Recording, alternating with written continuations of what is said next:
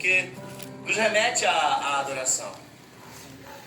Porque se caso nos faltar, de repente, palavras para adorar a Deus, o livro de Salmos está repleto de possibilidades.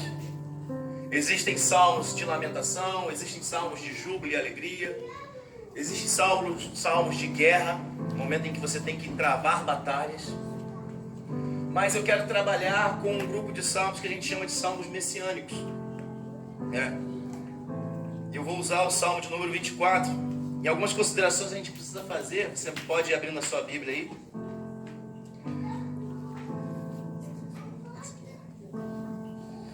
E assim, quando você pensa no livro de Salmos, você tem que dividi-lo em etapas. Nessa primeira parte, existe um grupo de salmos, como eu te falei, que aponta diretamente para a questão do Messias, para os feitos do Messias.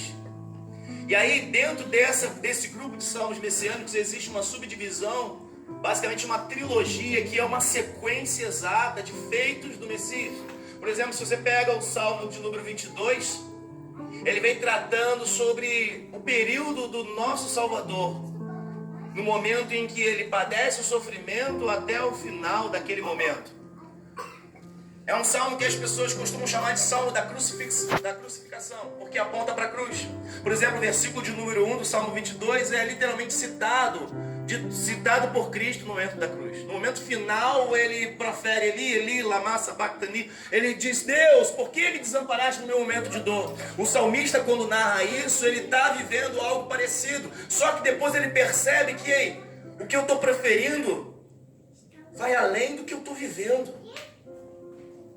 Sabe, o Salmo de número 22, depois se você tiver a oportunidade de lê-lo, ele literalmente aponta para isso, aponta para Cristo como Salvador, porque lembra diretamente o momento da cruz. E a ideia é se ler em sequência, porque depois que você passa desse período da cruz e de Cristo Salvador, você entende Ele como um pastor que supre necessidades. Você entende Ele como alguém que providencia coisas para a tua vida. A ideia do Salmo 23 é mostrar que Cristo não é um pastor qualquer, mas sim o melhor pastor que poderia haver. O Salmo de número 23, ele até há uma divisão nele em que ele trabalha dois aspectos de Cristo. O aspecto dele como pastor e o aspecto dele como um bom anfitrião, como alguém que recebe bem.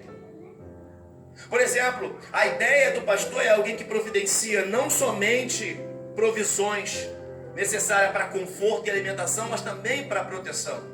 A ideia do avar e o cajado é literalmente algo para proteger de ataque do inimigo e trazer de volta e manter no rebanho aquele que se porventura está se desviando.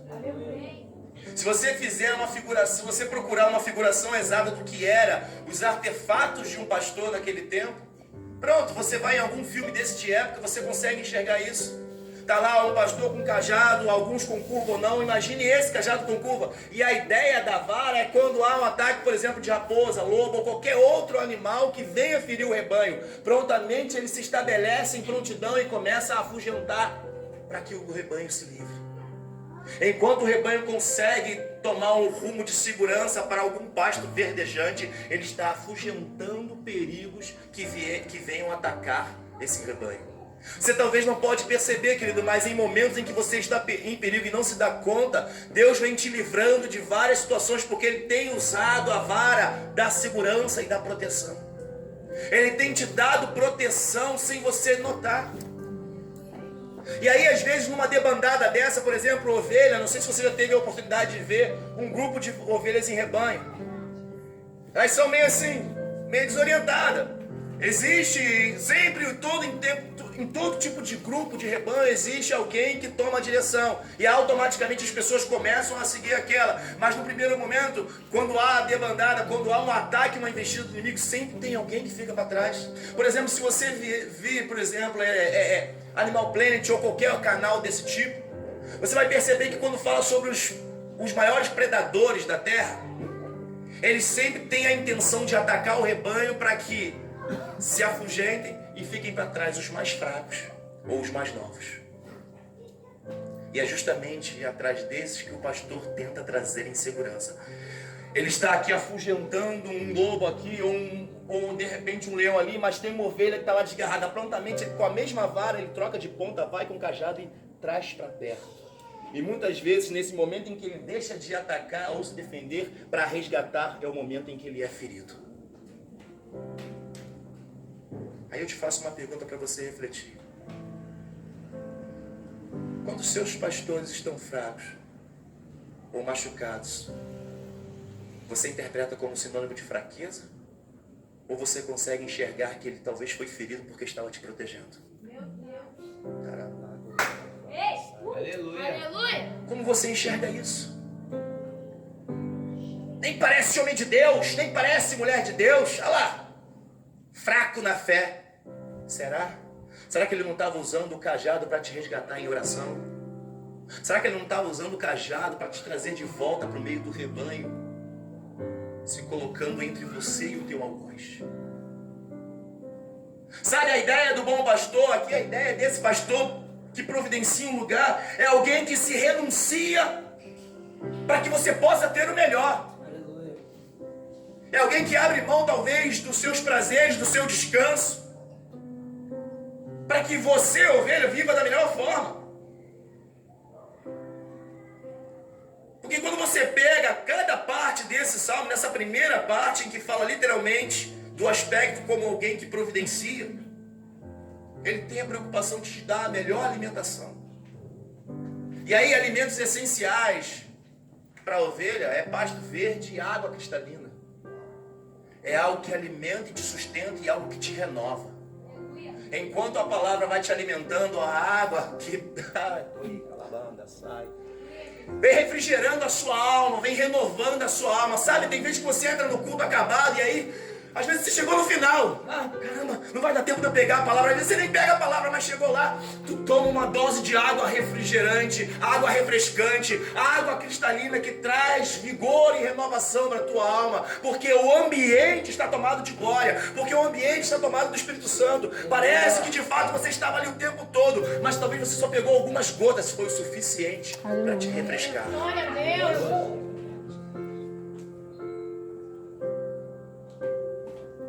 Sabe esse pastor que providencia isso para você? Zela pela tua segurança, zela para que você tenha noites tranquilas, zela para que você tenha uma estadia segura enquanto você estiver nesse rebanho. Isso é um dos aspectos de Jesus como o provedor de nossas almas. Porém, quando chega no versículo 5 do Salmo 23, você percebe que agora ele está preparando mesa, e ninguém prepara a mesa para outro alguém se não for para dar um banquete. Isso fala de ser um bom anfitrião. Opa, vai chegar um convidado de honra, tenho que fazer a melhor mesa. Sabe, vocês mulheres, dona de casa, ih rapaz, vai vir fulano de toque em casa, pega aquela toalha, abre a mesa, pega aquele jogo de prato, não, pega aquele grupo de talheres específicos, porque você vai receber alguém na sua casa e você quer receber da melhor forma possível. Aleluia. Sabe, eu conjecturo essa fase do bom anfitrião ou do bom amigo semelhante à fase que a gente vive com o Espírito Santo. Porque se o nosso bom pastor teve que padecer e partir, ele deixou alguém para preparar o melhor para você. Para que enquanto você estivesse aqui, você estivesse tendo banquete. E olha só que interessante. Prepara uma mesa diante de mim, mesmo que você esteja cercado de inimigos. Ele tem a capacidade talvez de preparar banquetes para você no seu pior momento. Ai, que luta, que prova, mas mesmo assim, tem mesa preparada. Mesmo assim, tem alimento sobrando. E interessante, isso é tão notório a questão dele receber, dele ser um bom anfitrião, porque para e analisa. Nesse próprio versículo 5, ele prepara a mesa e unge a cabeça com óleo. A ideia de ungir é a mesma do Antigo e até mesmo do Novo Testamento, quando você recebia alguém. Lembra Jesus falando? Simão, olha, eu vim na tua casa, tu não me deste água para lavar as mãos e os pés, essa mulher não para de lavar meus pés com as lágrimas. Você não me deu óleo para me perfumar na cabeça e na barba, mas essa mulher derramou um bálsamo sobre mim, derramou um puro nardo sobre os meus pés. Você não me recebeu com beijo, porque a Bíblia, a orientação que o judeu tem é saudar um ao outro com ósculo santo, com beijo santo, com cumprimento, que é o maior sinal de intimidade. Entende agora por que Judas tinha que beijar? Porque para mostrar para os guardas quem era Jesus e que ele era o que deveria ser preso, tinha que ser alguém que fosse muito próximo e muito íntimo de Judas. Traição não vem de quem está longe, vem de quem está perto. Sabe? A ideia do bom anfitrião, ele prepara ali o melhor, e para receber as pessoas é um costume judaico, oferecer água para se lavar e óleo para se perfumar, porque as caminhadas eram longas. Então você provavelmente suava e vinha aquela poeira da estrada. Você chegava às vezes num local ali imundo, sujo. E para se sentar à mesa há um ritual de purificação, assim como há no islamismo, existe no judaísmo. O Espírito Santo quer preparar mesas para nós. Aleluia. Mas para nós nos assentarmos nela, temos que nos purificar. Não tem como, querido, você se banquetear de qualquer maneira. Não tem como. Porque quando o anfitrião vai ceder o lugar para você sentar, antes de mais nada ele vai checar se você está limpo e se você está perfumado. Qual é o perfume que exala de você, querido? Sabe, são preocupações que você tem que ter. O bom anfitrião, você percebe que ele está tão prazeroso em te servir e quer servir da melhor forma possível, porque a preocupação dele, além de te purificar, além de te dar água, é também te conceder um cálice transbordante. Sabe qual é a ideia disso? Você que vive com o Espírito Santo, que tem no seu dia a dia, você vive cálice transbordante. De tempo em tempo há uma alegria que surge em você, mesmo quando todos têm motivo de chorar. Já reparou que às vezes do nada você se alegra? Sabe qual é a ideia de cálice transbordante? É um cálice que não fica vazio nunca. E aí, a ideia é uma taça que por baixo dela fique algo tipo um pires, tipo um prato mesmo, para que o anfitrião ele não está preocupado em transbordar a tua taça. Pelo contrário, ele quer que ela transborde. Isso é sinônimo de constante alegria. Aleluia. O cálice relembra o vinho, e vinho remota a alegria. O que Deus quer conceder a você é uma alegria que você nunca teve. É uma alegria que você nunca imaginou ter em apenas 4 ou 5 dias de festa. É uma alegria que dure para sempre. Enquanto você estiver em companhia desse anfitrião chamado Espírito Santo, a ideia dele é que você tenha alegria constante. Perceba que esse é um processo de transição. 22, você teve que padecer um sofrimento semelhante ao profeta, ao Messias na cruz. E aí o que era para você viver, ele viveu. O que era para você sofrer, ele sofreu. O castigo que era para você receber, ele recebeu. Você se livrou. E agora? A ideia agora é você continuar entendendo que uma vez tendo sido protegido e suprido por esse bom pastor, agora você está na companhia do doce anfitrião, que vai te preparar para a chegada do Rei da Glória. Cálice transbordante, alegria contínua. E aí nesse processo de transição, por isso que a ideia de você ler esses salmos em sequência é que faz todo um sentido, porque se uma vez que você se assente na mesa e tome cálice transbordante, a certeza de bondade e misericórdia está constante ali, porque na mesa é um local de segurança, na mesa é um local de felicidade. Na mesa você não se preocupa com seus inimigos. Se você está sentado à mesa é porque alguém está te guardando. Fora daquele estabelecimento tem alguém te protegendo. Alguns historiadores vão pintar um quadro de que bondade e misericórdia seriam semelhantes aos cães que o pastor tem para tomar conta do rebanho junto com ele mesmo.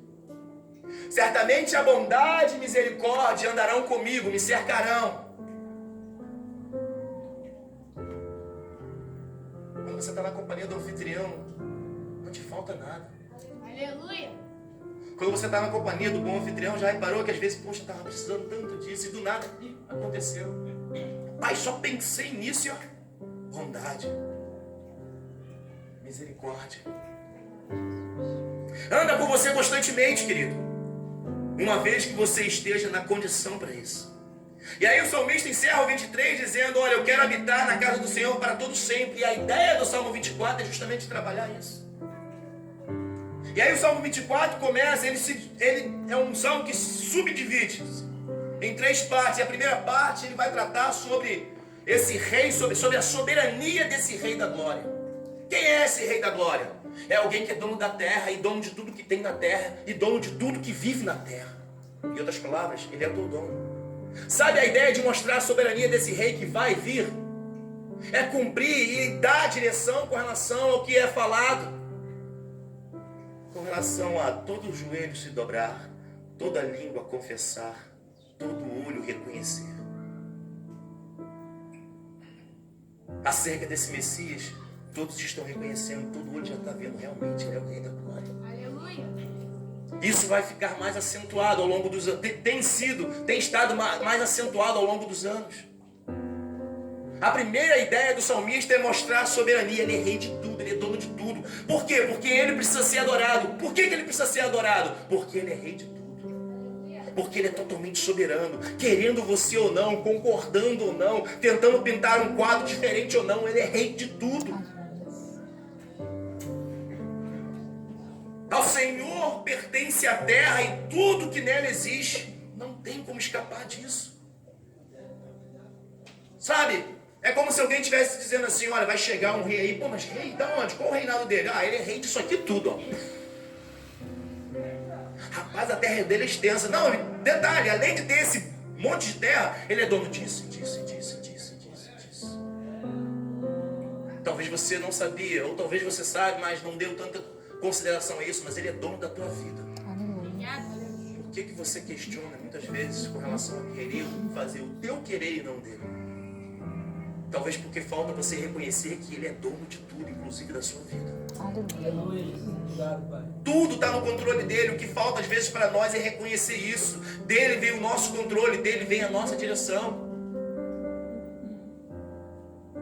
Nele existe tudo que nela existe, o mundo e os que nele habitam, porque ele estabeleceu sobre os mares e firmou sobre as correntes.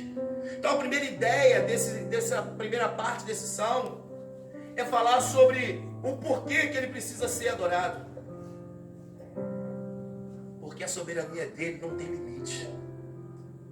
Aí a segunda parte desse salmo, então ele começa a tratar sobre a questão de, já que ele tem que ser adorado, quem são os dignos de serem adorados? E aí eu quero ler com você o versículo para a gente trabalhar nessa noite. Verso 3 em diante, que diz assim: quem subirá ao monte do Senhor? Ou quem poderá permanecer nele? Aleluia. Quem poderá permanecer no seu santo lugar? Aquele que é limpo de mãos e puro de coração, que não entrega a sua vida à mentira, nem jura com engano. Esse é quem receberá uma bênção do Senhor e a justiça do Deus que lhe dá a salvação. Assim é a geração dos que buscam a tua presença, ó Deus de Jacó.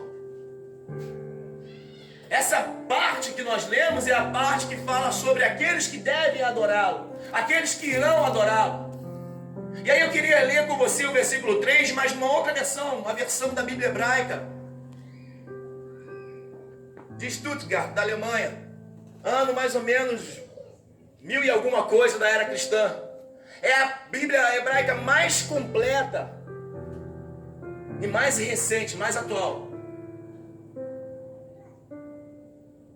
Ela vai trabalhar essa questão sobre quem subirá ao monte. Escuta só, vê se você entende melhor isso. Ela diz assim, como eu amei essa versão. A tradução do texto em hebraico seria assim: quem está subindo na outra vida? E quem está no lugar do seu santuário? Isso fala sobre tomar moradas eternas. Quem está subindo para a glória? Porque o versículo 7 diante vai falar sobre o Rei da Glória. Quem é que está subindo para a glória dele? E quem é digno de pertencer, de permanecer lá no santuário dele? Sabe, a gente precisa ter essa ideia, a dimensão desse texto, porque às vezes a gente acaba lendo o texto de uma maneira qualquer. E aí a ideia de quem subirá parece que, no primeiro momento, é algo direcionado a todos. Porque as palavras aqui ditas foram endereçadas para uma multidão. É a ideia do muitos sendo chamados, é a ideia de grande comissão, é a ideia de uma grande convocação. Ei, vocês todos aí, quem é que vai fazer isso, isso e isso? É como se alguém dissesse, eu quero um voluntário para fazer isso e eu. Pronto, aí vem um gato pingado. Se for para algo bom, não, deixa eu. Mas a ideia aqui é mais ou menos isso, quem é que vai subir, quem é que está em condições de subir. É algo direcionado para a multidão, é a ideia do todos. Deus, ele mira num salmista.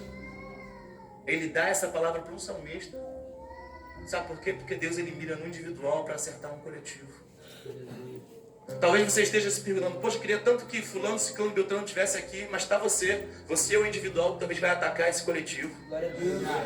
Você é esse elemento em que está no alvo da direção de Deus. Sabe por quê? Um sniper, quando ele acerta de um em um. A ideia de Deus é mirar em você para acertar um todo. Era você que tinha que estar aqui. Era você que tinha que estar sendo ministrado. Era você que tinha que estar entendendo isso, que um dia Ele pagou o preço no seu lugar, sofrendo o peso da cruz. É você que tinha que entender que mesmo você talvez não vendo ou não entendendo, Ele te provê, Ele te sustenta, Ele te protege. E Ele te dá mesa farta.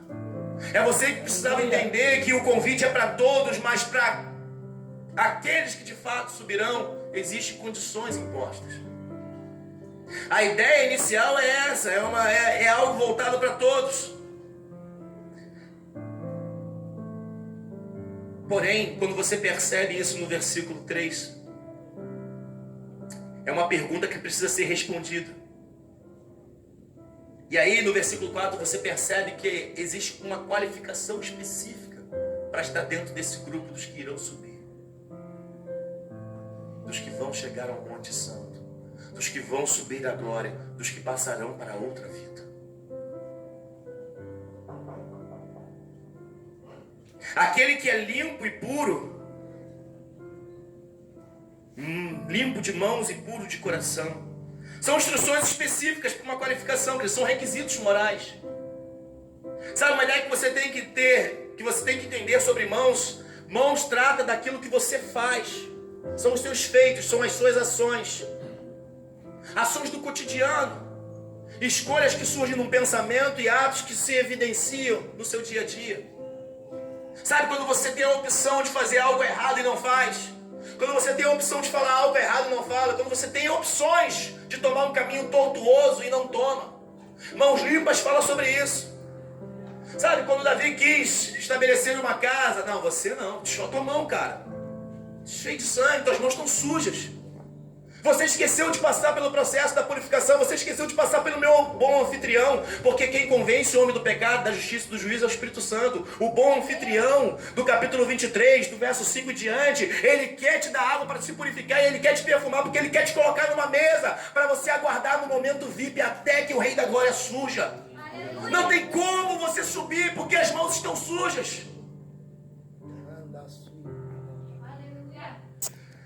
Mas há uma boa notícia, ainda dá tempo de purificar. Aleluia. Ainda dá tempo de tratar isso. Amém, Jesus. Isso não é para a tua condenação, a não ser que você queira permanecer assim. A ideia que se tem sobre esse Salmo 24 é uma ideia de procissão semelhante a alguns historiadores, alguns teólogos, na verdade, vão pintar um quadro como se fosse o período em que Davi trazia a arca até chegar no Monte Santo, porque todo o templo sempre era feito em local alto, porque servia como fortaleza. Sabe a ideia da casa de refúgio? Todo o templo sempre foi construído numa área em que pudesse servir de abrigo e proteção, que pudesse servir de segurança, que pudesse servir de fortaleza. Então, no primeiro passo da transição, dessa procissão, o pessoal está ali, quem é digno de adoração? E estão relembrando os feitos do Senhor é a terra e a sua plenitude. Estão adorando isso ao longo do caminho. Até que chegam de fato perto da subida para ir já para o Monte Santo. E aí é como se o dirigente do coro, porque é um louvor, dissesse assim: e agora? Quem aí vai subir para o Monte Santo? Talvez você esteja nesse processo de transição, de procissão, mas chegou um ponto em que você olha para onde você tem que ir, olha as condições que você está. Eu não tenho condições de subir. A história vai dizer que qualquer que subisse indignamente era penalizado. Havia como se fosse uma espécie de censo nesse momento. Era como se alguém checasse ali, olha, ó, as mãos estão limpas, opa, tá ali, ó, você não tá limpo, não pode. Ou você volta e se purifica, ou então você não sobe. Sabe esse estágio agora? Aponta também sobre a ideia de ter um coração puro. Isso fala, na verdade, de quem você é. Se as mãos limpas tratam sobre as suas atitudes diárias, quem é você no cotidiano? O coração puro vai dizer de quem você é de verdade. Vai falar sobre você sem máscara. Vai falar sobre você na cara limpa. Quem é você de verdade? Eu não consigo enxergar. A maioria de nós talvez não. Mas tem alguém que está espreitando você. Está vendo você de verdade. Mas ele está vendo, te dando a possibilidade, de fato, de purificar-se. Está te dando a oportunidade de se limpar. Quem subirá? Aquele que é limpo de mãos, aquele que é puro de coração, aquele que não entrega a sua vida à mentira. Sabe a ideia de entregar aqui nesse texto? É uma ideia de se apegar. É uma ideia de se fixar, de se colar e não querer se desprender. Você talvez conheça pessoas assim, que vivem uma vida tão mentirosa que ela já acredita que é verdade. Tem pessoas que vivem tanto à base de mentira que para ela já não faz mais diferença, é dissimulado. Você sabe que talvez o que ela está falando ou fazendo é mentira, mas para ela já é uma verdade, ela vive como se fosse uma verdade. Esse tipo de pessoa não tem como subir. Não é o fato de, em algum período da vida contou uma mentira. É alguém que vive de maneira mentirosa. Isso fala de falsidade. Aí você consegue entender, porque se a ideia nesse período aqui é subir ao monte para adorar esse Rei da Glória, o texto lá em João vai dizer que existem falsos adoradores, porque ele procura os verdadeiros. É como se agora esse soberano que foi glorificado e está esperando você subir junto com ele, está te analisando para saber se a vida é falsa ou verdadeira. Quem é você, cara? A quem você pensa que está enganando? O tempo de correção é nesse processo de procissão. Porque quando chegar o momento de subir, já não tem mais jeito. Aquele que não se entrega à mentira é aquele que não jura enganosamente. Não jura com engano. Sabe, a ideia de não ter a intenção de enganar ninguém, de trapacear ninguém. Ele está te dando especificações para que você possa entender o que você precisa evitar e o que você precisa fazer. Quem é que pode subir? Os que já se purificaram, os que já se limparam, os que abandonaram a mentira e os que vivem corretamente. Verso 5. Esse receberá uma bênção do Senhor e a justiça de Deus lhe dará a salvação. Sabe, a ideia aqui é, uma vez você sendo checado, opa, pode passar, sua mão está limpa. Opa, pode passar, teu coração está puro. Opa, já abandonou a mentira, pode subir. Ei, já parou de enganar, de trapacear, de passar a perna, de contar lorota, pode subir. Sabe, a ideia agora, essa bênção aqui que ele está falando, é justamente das pessoas que terão a oportunidade de subir, pelo menos chegando até a porta do templo. É aqueles que já estão em condições de, pode subir. O segundo estágio é justamente esse período. E aí, se lá embaixo perguntou isso agora, quando o dirigente desse coro começa a dar a resposta, os que são limpos, os que são puros, os que não abandonaram a mentira, os que não enganam mais ninguém, esses podem subir, esses vão receber a bênção do Senhor, esses, a justiça está sobre eles. Sabe a ideia de justiça aqui? A ideia de justiça é semelhante à de um juiz que vai liberar uma absolvição ou dar uma sentença. É um juiz que olha para você no banco dos réus e pense, depois de analisar todos os fatos, eu julgo você inocente. Porque se ele julgar como condenado, pode ficar para trás, você não é digno de subir no monte do Senhor.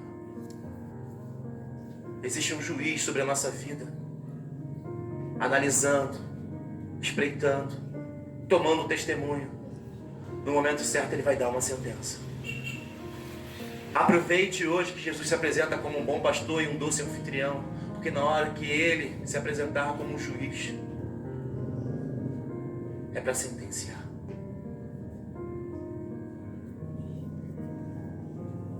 A justiça do Senhor está sobre eles. E a justiça do Deus que lhe dá a salvação. Assim, verso 6, é a geração dos que buscam e dos que buscam a presença de Deus.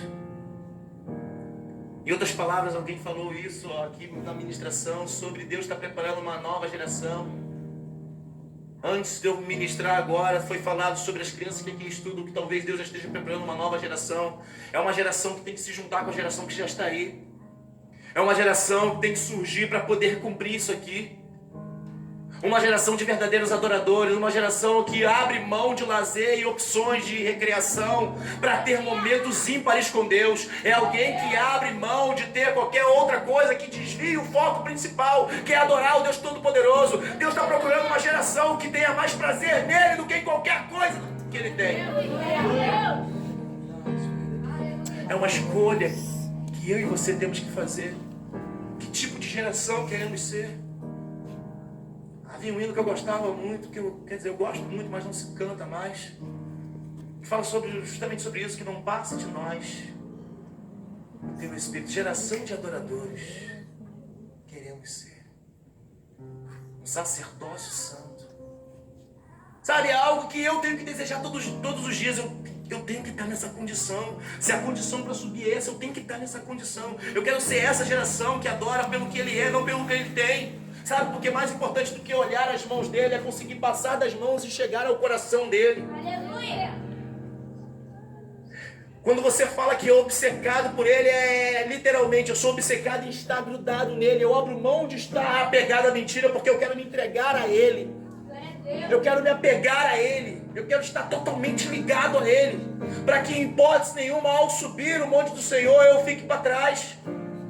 Se o rei está subindo, se esse soberano está subindo para tomar o lugar dele de direito e para me levar junto com ele, eu quero estar apegado a ele. Aleluia, eu quero ser Deus. essa geração dos que buscam a Deus, dos que buscam a presença dele. Mas isso também fala de escolha, querido. E escolhas são difíceis, porque escolhas fazem de mim e de você vítimas delas. A ideia de geração aqui, querido, é a geração dos que foram qualificados lá embaixo. Estão subindo. Aí agora eles chegaram de fato diante das portas do Monte Santo. E aí o verso 7 começa dizendo: levantai, ó portas, as vossas cabeças. Quem já viu filme de época, que é época medieval, que tem guerreiro, que tem cavalo? Já reparou como é que eram as portas dos castelos antigamente? A maioria das portas sobresas. As portas eram de ferro e eram, literalmente vinham de baixo para cima. Existia uma roldana onde um grupo de homens tinha o objetivo e o cumprimento de literalmente estar rodando aquela roldana para que grossas correntes fizessem um pesado portão subir. Era pesado. E uma vez que essas portas chegassem à altura máxima que pudesse passar as carruagens, os carros de combate, a procissão, pudesse passar tudo que tivesse que passar, eles então travavam essas portas. E por que as portas eram assim? Porque quando havia investida inimiga, quando se porventura alguém tentasse entrar de maneira sorrateira ou indevidamente, eles prontamente tiravam a trava e essa porta descia uma e fechava. Sabe, a Bíblia não diz isso claramente, mas eu posso conjecturar que vai ser mais ou menos assim. Talvez nesse processo em que a gente está, nessa subida para o Monte Santo, aqueles que já se purificaram, que já entenderam que tem que viver de maneira pura nessa terra, que os atos e os feitos, ações e atitudes, talvez já começam a escutar o barulho das correntes subindo essas portas. Era pesada, então levava tempo. Levantai, ó portas. Levantai, ó entradas eternas, para que o Rei da Glória entre. E a ideia aqui é uma entrada de procissão, querido. É uma ideia de entrada de um grande grupo. Sabe, isso me traz à memória a ideia das 10 virgens. Porque talvez você está deixando para se purificar ou se limpar tarde demais, semelhante a alguém que tem que comprar azeite para a lâmpada. E aí talvez você esteja contando que vai dar tempo, a moto sobe tão devagar porque ela é pesada. Mas você precisa se lembrar que ela desce mais rápido do que tudo. Uma vez que passe, o último dessa geração que tem que estar lá, tira-se a trava e ela desce. Não vai adiantar você subir depois. Não vai adiantar bater no portão, me deixa entrar. Quem é você nessa geração, querido? Quem você quer ser nessa geração? É uma escolha que você tem que fazer entre ser uma geração de falsos ou de verdadeiros. De justificados ou de quem vive à beira da injustiça. É uma escolha que ninguém pode fazer, você tem que fazer. Pastor, mas que palavra dura, só tem pessoas da igreja aqui. Sim, é por isso mesmo. A Ana falou muito bem. Às vezes os novos entendem facilmente porque estão no leite. O difícil é convencer os antigos. O difícil é fazer os antigos entenderem.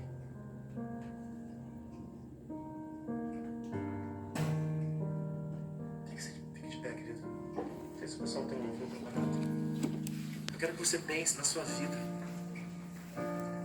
nessa caminhada. Alguém foi para o Calvário do seu lugar. Alguém está suprindo, provendo para você, para que você possa ter tempo de se purificar, se limpar, se perfumar, aguardar na mesa, tendo o cálice transbordante, vivendo em alegria, porque a ideia de Deus com você na terra não é fazer você viver uma vida de sofrimento, é fazer você ser feliz aqui para ser eternamente feliz lá. Aleluia. Entretanto, querido, nada vai adiantar esse processo se na hora que chegar esse momento do Rei da Glória, convocar essa geração, você não estiver habilitado para tal. Você estiver qualificado para tal. É algo muito sério isso. Você talvez pode conseguir viver uma vida enganosa ou dolosa, uma vida falsa, diante de muitos ou de todos. Mas o problema é que todas as vezes que você deita na sua cama e põe a cabeça no seu travesseiro, você, Deus e o nosso inimigo sabem muito bem quem você é. Você pode acabar com isso em 2 tempos.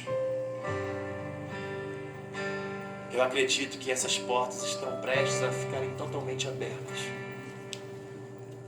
mas vão se fechar muito rápido. Talvez, creio eu, ela já esteja em processo de abertura. Acredito eu que talvez ela já esteja nesse processo. Existe alguém lá assim, ó, já rodando, fazendo a corrente levantar esse pesado portão. Porque na hora em que ela chegar no máximo da altura, acredito que essa convocação e subida para o Monte Santo seja muito rápido. Porque a gente entende isso como arrebatamento. E a ideia que nós temos é que é como um relâmpago. Surge no Oriente e rapidamente se mostra no Ocidente. Muitas vezes você não se dá conta. Você só vê só sabe que teve um relâmpago por causa do clarão. Você nem viu. Aconteceu. Eu acredito que a subida para esse Monte Santo seja assim. A pergunta que você tem que fazer é que se fosse hoje, você estaria qualificado? As mãos estão limpas o suficiente? Os feitos do seu dia a dia, as escolhas que você faz diariamente, qualificam você para essa subida? Quem você é de verdade no coração é puro o suficiente para que ele possa analisar: opa, tá em dia, vem.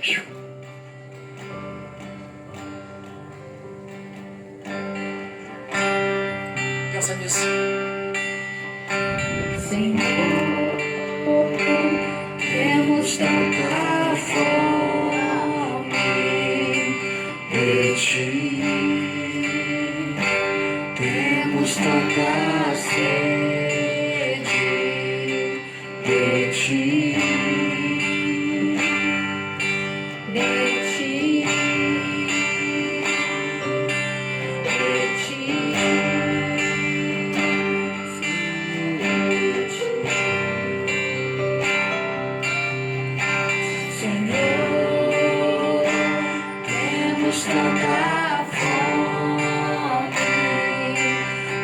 ti temos tanta sede de ti.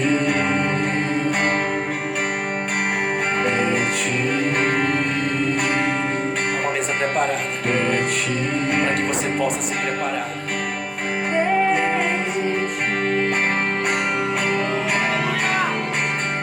Nada mais satisfaz minha alma.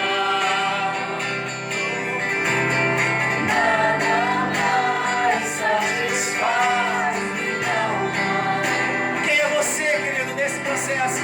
Nada mais Alguém já cumpriu a cruz para você. Estão te dando provisão, estão te protegendo, estão te livrando, mas no momento da subida, a qualificação não depende de alguém que faça por você, depende do que você faz para estar lá. A qualificação depende de você, é você que tem que escolher isso.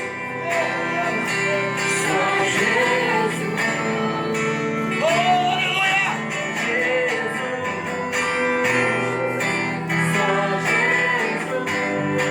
Do que você precisa se livrar? Talvez você esteja aí, pastor, eu quero tanto estar nessa condição, mas tem isso, eu não sei como. Querido, lança fora. Faça votos com o Senhor, atrai a presença dEle, peça. Ah, pastor, mas toda vez é isso. E eu sempre ensino no mesmo erro, querido. Continua no mesmo ato, pedindo Ele, Senhor, me purifica, Senhor, me dá um coração puro, me dá um espírito reto, renova a minha alma. É você que tem que fazer. Ele está atrás de uma geração diferenciada. Ele veio para os seus, mas os seus não receberam. Ele está atrás de quem possa receber verdadeiramente, mas com o coração puro e com mãos limpas,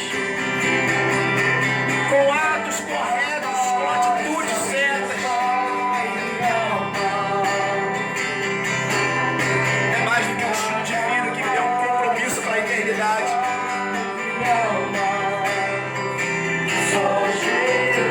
Não seja crente ou cristão por status, seja por um compromisso para a eternidade. Seja por um compromisso para a eternidade. A ideia de ser cristão nesse tempo é ter um compromisso para a eternidade.